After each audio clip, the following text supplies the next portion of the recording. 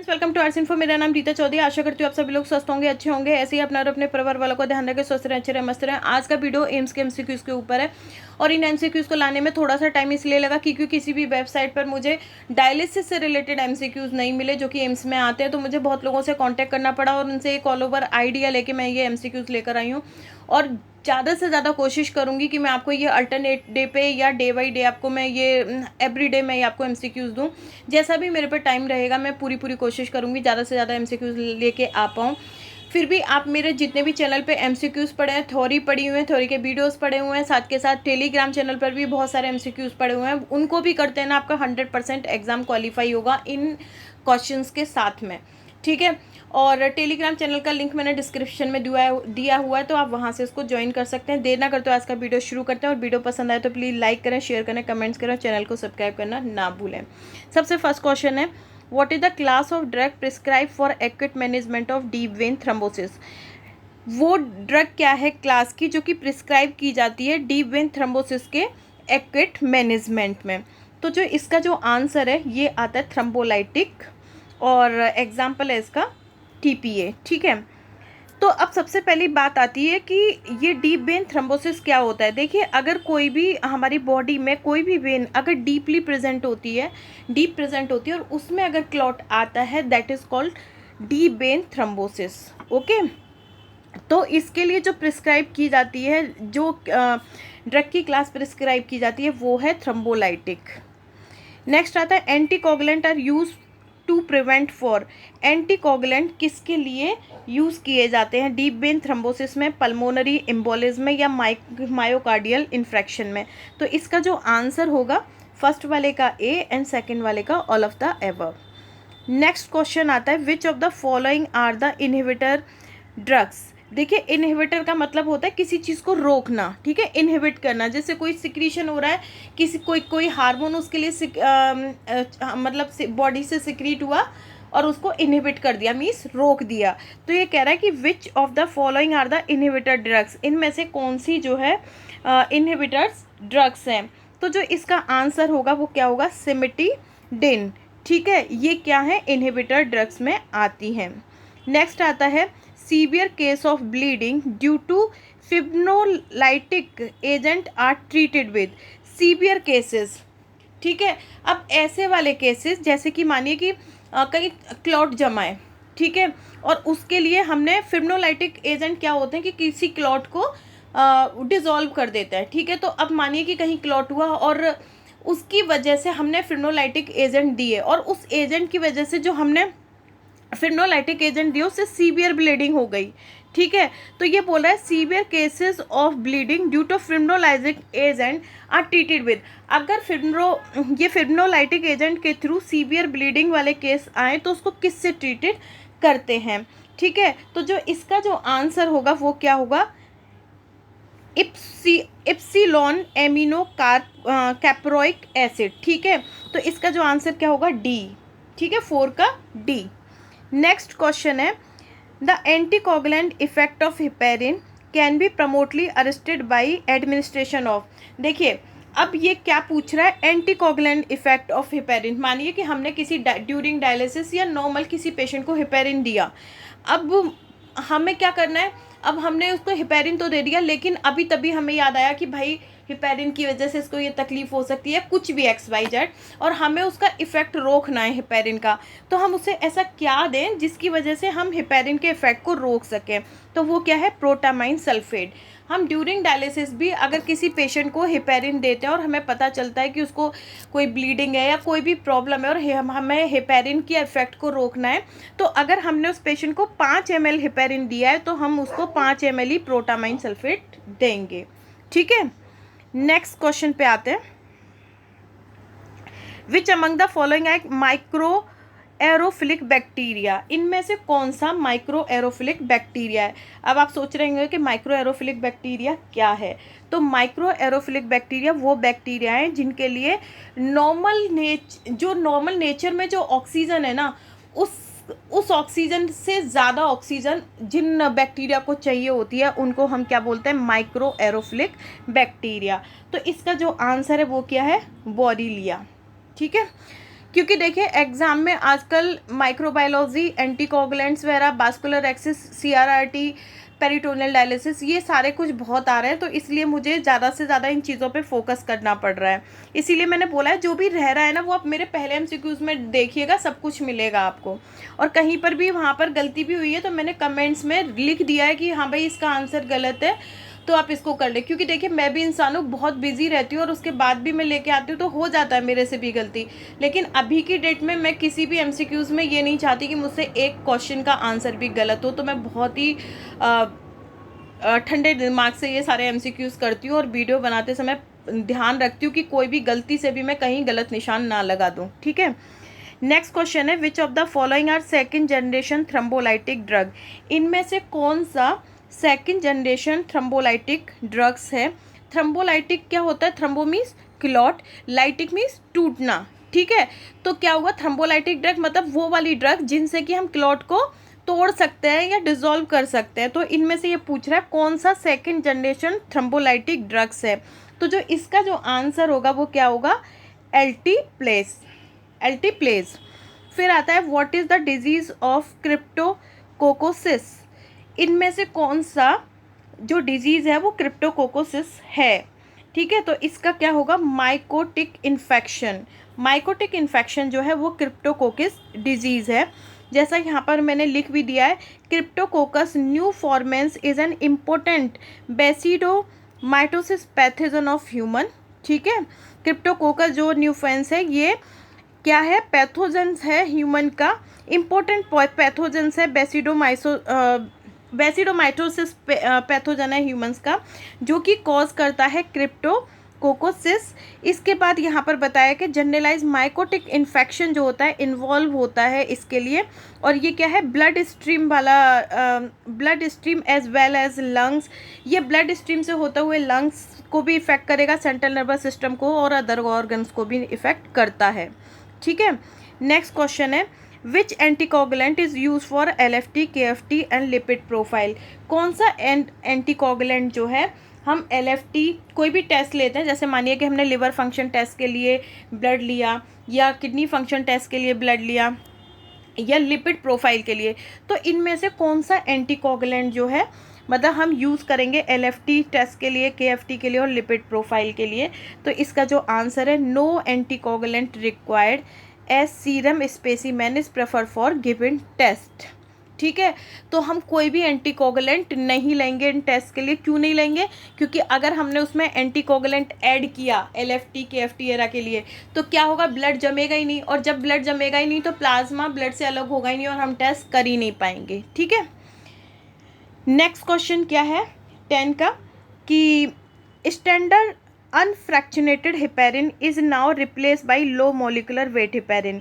Means standard unfractionated heparin जो है आजकल किससे रिप्लेस्ड हो रहा है, लो मॉलिकुलर वेट हेपेरिन से। Where standard unfractionated heparin is still prefer anticoagulant, जबकि स्टैंडर्ड अनफ्रैक्शनेटेड हेपेरिन अभी भी एंटीकोगुलेंट में प्रेफर किया जाता है in deep vein thrombotic patient with a coincidence of.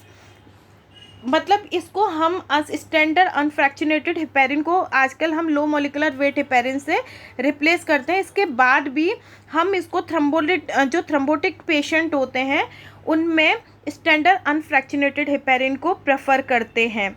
ठीक है, तो कोइंसिडेंस इसमें कौन सा कोइंसिडेंट होगा तब हम इसको प्रेफर करेंगे स्टैंडर्ड अनफ्रैक्शनेटेड हेपेरिन को, रीनल डिसफंक्शन। ठीक है, मतलब किडनी से रिलेटेड जब फंक्शन डिस्टर्ब होंगे तब हम इसको स्टैंडर्ड अनफ्रैक्शनेटेड हेपेरिन को यूज़ करेंगे।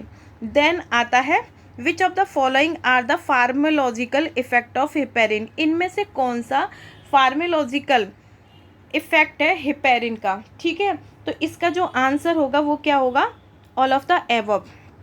All of the above means की एक मिनट, अरे यार, मीन्स की एंटी लिपिंग इफेक्ट भी होगा। ठीक है, एंटी लिपिंग इफेक्ट जो है ये क्या होगा, जिसमें कि कोलेस्ट्रॉल लेवल को कम किया जाए। ठीक है, डिक्रीज प्लेटलेट एक्टिवेशन।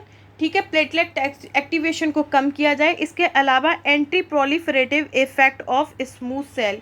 तो ये जो सारे हैं तीनों के तीनों। तो इसका जो आंसर होगा वो क्या होगा, ऑल ऑफ द एबव। इन सभी में जो है फार्मोलॉजिकल इनमें से सभी जो ऑल ऑफ द एबव जो है ये सभी जो है फार्मोलॉजिकल इफेक्ट ऑफ हिपेरिन के हैं। ठीक है, नेक्स्ट आता है विच फाइब्रोलाइटिक ड्रग इज एंटीजेनिक। इनमें से कौन सी फाइब्रोलाइटिक ड्रग जो है वो एंटीजेनिक है, तो इसमें स्ट्रेप्टोकाइनेज। ठीक है, स्ट्रेप्टोकाइनेज जो है ये क्या है, एंटीजेनिक ड्रग है। नेक्स्ट आता है which of the following is mechanism of action of heparin. इनमें से कौन सा हिपेरिन के एक्शन का मैकेनिज्म है, तो इसका जो आंसर होगा वो क्या होगा, heparin binds to antithrombin third. Heparin binds to antithrombin third and increase the inactivation of clotting factor.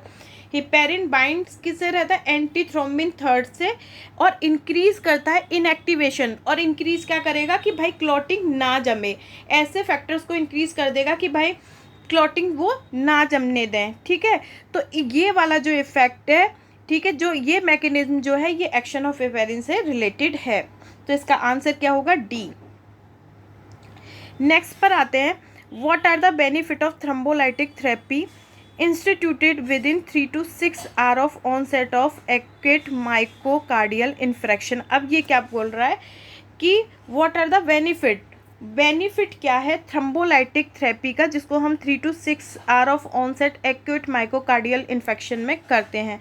तो इसका जो आंसर है 14 का, ये क्या है, ऑल ऑफ दीज, डी। क्योंकि ये रिड्यूस करता है मोर्टेलिटी को, मतलब मोर्टेलिटी मीन्स कि पेशेंट अगर कोई मरने जा रहा है तो उस चीज़ को भी रिड्यूस करेगा मायोकार्डियल नेक्रोसिस को। ठीक है, साथ के साथ प्रिजर्व करेगा वेंट्रिकुलर फंक्शन। ओवरऑल ये है कि जो भी हार्ट से रिलेटेड प्रॉब्लम है उनको काफ़ी हद तक ये शॉर्ट आउट करता है।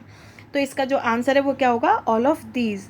नेक्स्ट क्वेश्चन है blood level of which clotting factor decline most rapidly. मतलब ब्लड लेवल जो होता है किस क्लॉटिंग फैक्टर का डिक्लाइन होता है, कम होता है बहुत जल्दी से after the initiation of warfarin therapy.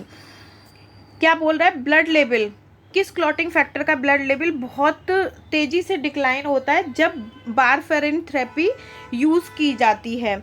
ठीक है, तो इसका जो आंसर है वो क्या रहेगा आपका, फैक्टर 7। फैक्टर 7 इनमें से वो क्लॉटिंग फैक्टर है, जब वारफरिन थेरेपी को हम इनिशिएट करते हैं तो फैक्टर 7 का जो ब्लड लेवल है वो तेज़ी से डिक्रीज़ होता है। नेक्स्ट है if patient has an INR greater than 20। यदि पेशेंट जो है INR ग्रेटर देन 20 रखता है एंड एक्टिव ब्लीडिंग, और एक्टिव ब्लीडिंग है दैट इज़ क्लिनिकली सिग्निफिकेंट। ये क्लिनिकली सिग्निफिकेंट क्या करता है, हेमेचूरिया को। और दैट सिचुएशन में फार्मासिस्ट क्या सजेशन देगा। ठीक है, तो इसका जो आंसर होगा वो क्या है, बी। मतलब इफ़ बी का मतलब क्या है, एडमिनिस्ट्रेटेड फ्रेश फ्रोजन प्लाज्मा। अगर किसी पेशेंट को क्या हो जाए, INR ग्रेटर देन 20 हो जाए और एक्टिव ब्लीडिंग हो और हेमेचूरिया वाली सिचुएशन बन जाए, दैट सिचुएशन में फार्मासिस्ट उसको एडमिनिस्ट्रेट करेगा फ्रेश फ्रोजन प्लाज्मा के लिए कि भाई इसको फ्रेश फ्रोजन प्लाज्मा को दें। ठीक है, नेक्स्ट क्वेश्चन पे हम आते हैं 17। What is the microbiology. Microbiology क्या है, तो इसका आंसर क्या होगा, study of organism that are not visual to naked eye. Microbiology क्या है कि स्टडी है ऑर्गेनिज्म की, वो उन ऑर्गेनिज्म की जिनको कि हम नॉर्मल आइज से नहीं देख सकते बिना माइक्रोस्कोप के। ठीक है, नॉर्मल आइज से हम जिन ऑर्गेनिज्म को ना देख सकें उनको हम किस में लेकर आते हैं, उनकी स्टडी को हम किस में लेकर आते हैं, माइक्रोबायोलॉजी में। और भी मैंने लिखा हुआ है जिसे आप देख सकते हैं, what is the correct statement regarding the warfarin. Warfarin के रिगार्डिंग इनमें से कौन सा करेक्ट स्टेटमेंट है, तो इसका जो आंसर है वो ऑल ऑफ द एबव आएगा। क्योंकि वारफरिन जो है, वारफरिन इज ए विटामिन के एंटागोनिस्ट भी है। वारफरिन स्पेसिफिकली इनहिबिट करती है ईपो ऑक्साइड रिडक्टेज एंजाइम को। ऑल्सो वारफरिन जो है मेटाबोलाइज में हेल्प करती है by the microsomal P450 enzymes के। ठीक है, तो इसका जो आंसर है वो क्या होगा, डी। और इसका जो आंसर होगा वो क्या होगा, सी। नेक्स्ट क्वेश्चन है 19। Where low concentration of heparin are selectively interfere with coagulation pathway. ठीक है, कहाँ पर लो कंसंट्रेशन हेपेरिन को सेलेक्ट किया जाता है, एक किस्म के इंटरफेयर में, कोगुलेशन पाथवे में। तो जो इसका आंसर होगा 19 का, वो क्या होगा, intrinsic pathway means 20, where the low concentration of heparin are selectively interfere with the coagulation pathway. तो वो क्या है, इंट्रिंसिक पाथवे में लो कंसंट्रेशन ऑफ हेपेरिन को सेलेक्टिव किया जाता है फॉर कोगुलेशन पाथवे के लिए। ठीक है, अब आता है हमारा, in which drug reduce the effect of oral anticoagulant. किस ड्रग के थ्रू हम, मतलब जो ओरल एंटीकोगुलेंट है, मतलब एक तो वो होते हैं जो हमें वेन्स वगैरह में लगाने पड़ते हैं, एक क्या होते हैं जो हम पेशेंट को ऐसे दे रहे हैं कि भाई तुम इसको, जैसे कि मानिए कि तुम खा लो कोई भी चीज़, है ना, नॉर्मल खा लो। तो ऐसे ओरल एंटीकोगुलेंट के इफेक्ट को, ठीक है, ये बोल रहा है कि ओरल एंटीकोगुलेंट के इफेक्ट को किस ड्रग के थ्रू हम कम कर सकते हैं। तो ये क्या होगा, ओरल कॉन्ट्रासेप्टिव। इसका आंसर क्या होगा, ओरल कॉन्ट्रासेप्टिव के थ्रू हम जो है ओरल एंटीकोगुलेंट्स के इफेक्ट को कम कर सकते हैं। नेक्स्ट क्वेश्चन है, what is the lower when alarm. Lower when alarm क्या है, ठीक है, या फिर आप ऐसे बोल सकते हैं कि अगर लोअर वेन अलार्म है तो क्या करना पड़ेगा। तो देखिए इसका जो आंसर होगा वो क्या होगा, a, when there is not enough blood flow. जब बहुत अधिक मात्रा में ब्लड फ्लो ना आए फ्रॉम द या तो फिस्टुला के लिए या कैथेटर के लिए, तब क्या होता है, जब ब्लड फ्लो मतलब कम हो जाए, मतलब वेन में प्रॉपर ब्लड फ्लो ना आए फिस्टुला में, तब हम उसको क्या बोलते हैं, लोअर वेन अलार्म जो है कंटिन्यू मशीन पे दिखाई पड़ता है। नेक्स्ट क्वेश्चन है, what has to be done to the machine after each use. हम क्या करते हैं, देखो जब हमने पूरी डायलिसिस कर ली है ना, मानिए कि हमारे पूरे दिन की डायलिसिस ख़त्म हो गई, 4 डायलिसिस एक मशीन पे होनी थी, और जब वो मशीन को हमने 4 डायलिसिस करने के बाद प्रॉपर तरीके से बंद करना है, उसके बाद हम उसे क्या करेंगे, जब हम किसी पेशेंट की डायलिसिस निकालते हैं उसके बाद तो हम रिंस करते हैं, लेकिन जब प्रॉपर तरीके से हमें मशीन बंद करनी है और हमें उसे आज यूज़ नहीं करना है, नेक्स्ट डे ही यूज़ करना है, तब हम क्या करते हैं। तो उसके लिए जो प्रोसीजर होता है वो क्या होता है, हॉट डिसइंफेक्शन। ठीक है, तो ये था आज का वीडियो। अगर अच्छा लगे तो प्लीज़ लाइक करें, शेयर करें, कमेंट्स करें, चैनल को सब्सक्राइब करना ना भूलें। Thank you.